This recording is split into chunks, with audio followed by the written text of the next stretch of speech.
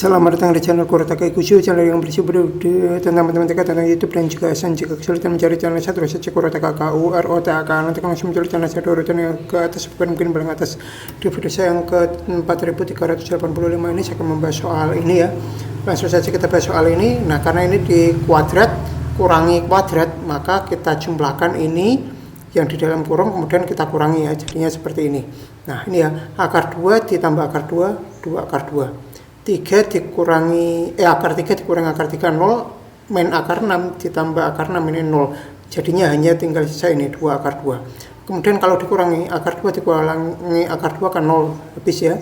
Akar 2 dikurangi akar 3 dikurangi min akar 3 jadi 2 akar 3. Min akar 6 dikurangi akar 6 jadi min 2 akar 6.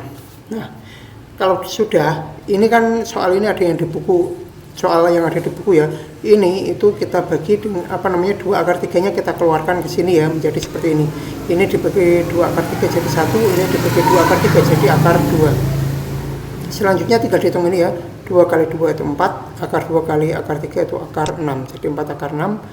Kemudian kurung-kurung seperti ini. Ini jawaban yang ada di pilihan ganda yang ada di buku. Ini jawabannya. Kurang lebih demikian, semoga bisa dipahami. Jika masih belum paham, bisa ulangi lagi videonya. Jika masih belum paham, ulangi terus sampai benar-benar paham.